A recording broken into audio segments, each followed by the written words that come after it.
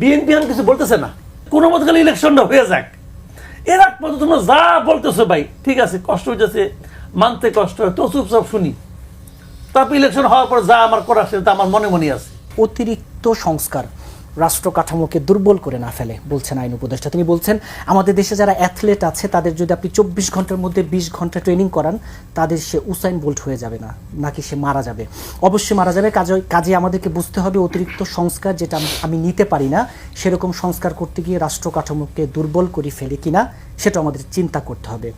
সংস্কার কেমন দরকার ছিল, এই যে কথাগুলো, এবং কেমন সংস্কার আসলে হলো। উনি এটা বলেন নাই যে সংস্কার হয়েছে এতে কি আমরা দুর্বল হয়েছি না সবল হয়েছি, এটা তো বলা উচিত ছিল। সংস্কার তো শেষ, অনেকগুলি সংস্কার কমিশন তারা তো সংস্কার রিপোর্ট দিয়ে দিছে, এবং ওইগুলির মধ্যে যেগুলি তারা বেশি জরুরি মনে করছে সেগুলি নিয়ে তারা বসছে, আলোচনা করছে। করার পর তারপরে একটা জগা খিচুড়ি পাকাইছে, পাকে আর কোনো সমাধান দিতে পারে না। পরে উনি আবার নিজের মতো করে একটা রায় দিয়ে দিয়েছে এটা করতে হবে, যেটা নিয়ে পরবর্তীতে ভেজাল, মানে ক্রমাগত ভেজাল বাঁচতেই থাকবে। কিন্তু এই জগা খিচুড়ির দায় কি শুধুই অন্তর্বর্তী সরকারের? কারণ আমার বলেন আপনি, সরকার এটা ক্রিয়েট করছে, তাই অন্য কারো হবে কেন? তারা কোন দিন গণভোট হবে, গণভোট হওয়ার কোন দিন হবে এটা নিয়ে বিরোধ, এটা তো সরকার সিদ্ধান্ত নিছে। উচ্চ কক্ষণে বিরোধ ছিল, সিদ্ধান্ত কে দিচ্ছে? সরকার দিচ্ছে। বিরোধী তো ওনাদের ওনারা পাকাইছে। গণভোট হইতে হবে কেন? এই গণভোটের কি মূল্য আছে? আপনি আমার এটা বুঝান দে ভাই। শুনেন, আমি একদম বেসিক কথা আপনাকে বলি, এটা সবাই জানে কিন্তু কেউ কিছু বলে না। এই যে আপনি সংস্কার করতেছেন, হ্যান করতেছেন, আইনগত ভিত্তি, হ্যান ত্যান, কত কাহিনী। ধরা যাক হাইপোথেটিক্যালি ধরে নিলাম বিএনপি ক্ষমতায় আসলো, বিএনপি ক্ষমতায় আসা তাদের যে 31 দফা আছে, তারা কি 31 দফা একবারও খুলবে না? একবারও খুলবে না? 31 দফা খুলবে, খুলে মিলাবে। যখন এই সংস্কার প্রক্রিয়া যখন কেউ জোর কদমে চলছে তখন পাবেল ভাই উনি আমার 31 দফার একটি ধরাই দিচ্ছে ছোট বই, তাই আমি বলছি পাবেল বইটা আমার কাছে আছে, ওই কিনা তাও পড়েন। এটা নিয়ে ওনারা গ্রামে গঞ্জে গেছে, যখন এই সংস্কার প্রক্রিয়া দিকে চলতেছে, সংস্কার আলোচনা চলতেছে, বই বাই করে 332 পৃষ্ঠার বই, 557 পৃষ্ঠার বই বাই করতেছেন না? যখন বই বাই করে তখন উপজেলা পর্যায়ে 31 দফানে তারা ওয়ার্কশপ করে, লিফলেট বিতরণ হচ্ছে, মানুষের ওয়ার্কশপ করছে রে ভাই। কোনো ওয়ার্কশপে আরেক রহমান ওখান থেকে বসে বসে অংশ নিচ্ছে, কি কেমন করছে? তা তো বলতে পারতো সরকার একটা সংস্কার করতেছে, ওইটা অসাধারণ কিছু একটা হচ্ছে, ওইটা যখন আসেই যেন আমাদের আপাতত স্থগিত রাখলাম।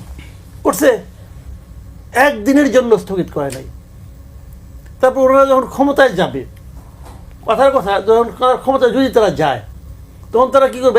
যেটা পেছনে তারা এতদিন শ্রম দিল ওইটা বাদ দিয়া ওই ভাড়াটে বুদ্ধিজীবী আর এনজিওদের সংস্কার এটা তারা নিবে? এই ভাড়াটে এনজিওদের থেকে, ভাড়াটে বুদ্ধিজীবী আর এনজিওদের যে ওনারা কি কম বোঝে? ওনারা পলিটিক্স করে। দেশের মাটি ও মানুষের সঙ্গে ওনাদের সম্পর্ক আছে, এদের নাই। এদের কি সম্পর্ক আছে দেশের মানুষের সঙ্গে বলেন?